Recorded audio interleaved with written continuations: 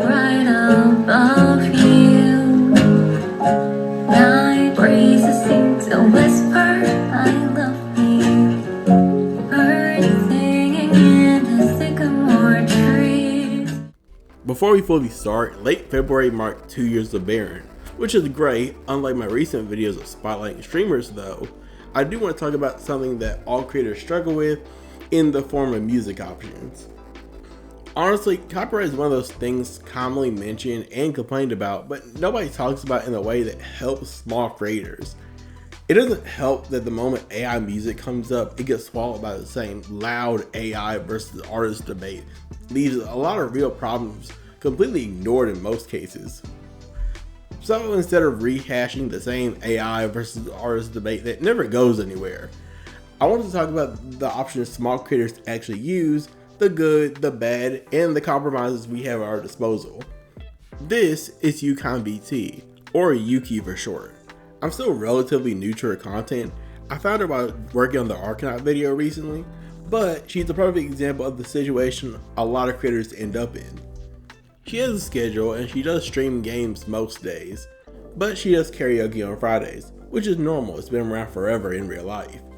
And yet, from a platform perspective, it's one of the riskiest things you can do depending on the site. Because now you're dealing with the copyright in real time. Not hypotheticals, not theories, strikes, mutes, claims, and they don't really care about intent or context. So the question becomes simple, which is, if you're a small creator, how do you approach music without risking DMCA?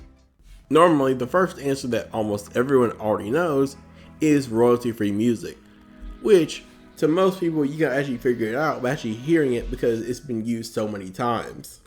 Vilma, for example, has been one of the first creators I ever interacted with on Odysee, and someone who's been a massive help in shaping the quality and direction of this channel. His content is mostly calm, fun cat videos with Vilma the cat as the main star.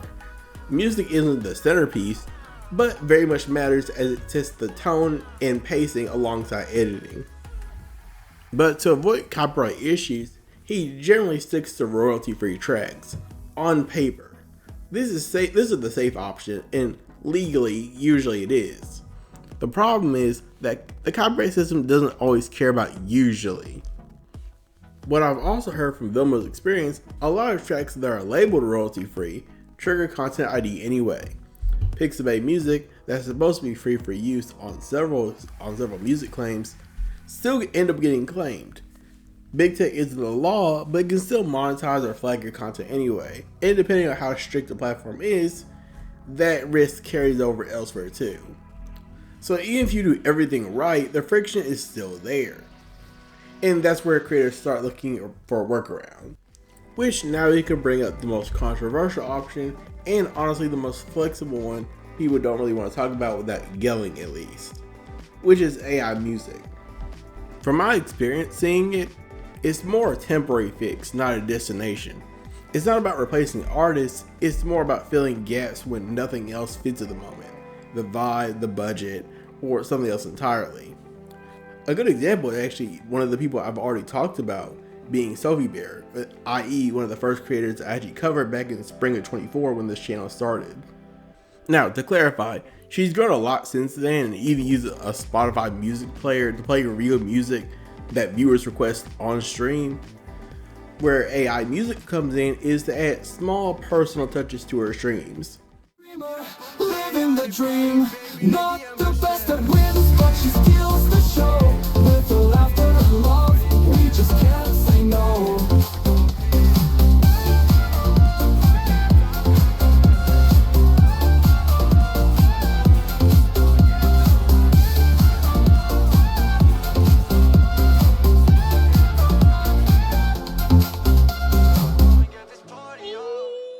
This, in my opinion at least, is where AI actually shines. Quick holdovers, stream breaks, hyper-specific moments that you're not going to find in a royalty-free library.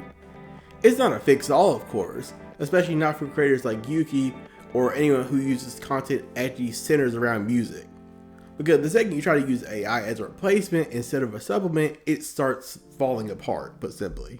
I know of why a lot of people bring up different reasons for different situations, but at least in the core view, AI music just doesn't carry the same weight as something made by a real person.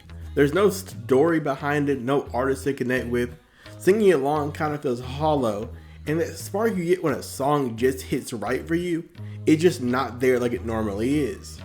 AI, of course, can build space, but it doesn't build the culture surrounding it, and that's where the real solution starts to emerge. Since royalty-free isn't fully safe, and since AI music is very situational, this brings us to a third option, and my personal favorite option, which is collabing with small artists you already have a connection with. Now, taking my last video with Argonaut for example, I needed music. I could have used AI, I could have scrolled through royalty-free libraries for hours. Instead, I used a creator that I've asked before, being Dream Eater, a French house future funk producer that I've been following at the time. I asked if I could use his tracks, he approved, and not because I paid him $100, because he wanted people to hear his music. I credited him in the description, I linked the songs and the album. His tracks elevated the video in a way AI just couldn't. It wasn't a transaction, it was more of a collaboration. And I do want to clarify, this isn't a 1 in a million type of chance. I did the same thing with Harmonic Shift months before that, and you could do the same thing with people on odysee, SoundCloud, Bandcamp. Small musicians, for the most part, aren't gatekeepers. They're not demanding fees up front, locking you out. Most of them just want their work to be heard in a market that's honestly filled to the brim with music of all types. And a lot are happy to let small creators be a part of that. The downside is it takes time yet to find the right artists, build the trust, and have the actual conversations. But the upside is when you do, you're not just solving a copyright problem, you're also building a relationship on that level. And the beauty of this mindset overall is that it isn't just for music. It's the same idea across different situations, whether it's background tracks, stream overlays, emo commissions, hell, even VTuber rigs on some occasions. Small creators and small artists need each other since we're all navigating the same broken system. So, in my mind, it just makes sense to mutually benefit. Which brings us back to Yuki from our original problem with karaoke. Because here's what I didn't mention earlier. Yuki and some others have already figured this out. In Yuki streams and even her bio on X, she's already very thankful and even credits to her artists, riggers, and people who already built the model she could move in now. Which functionally is no different from the setup I'm bringing up now by working with musicians, small musicians at least, long term. Which when I mean functionally, I mean by she's doing exactly what I just described. She's not paying $500 for a professional rigger, to my knowledge of course. Or she's working with artists who want to build their repertoires and she credits them publicly. She lifts them up and in return, she gets a unique VTuber identity with custom art and a community that rallies around her. It's mutual benefit with the same philosophy. Small creator meets small artist and they both win.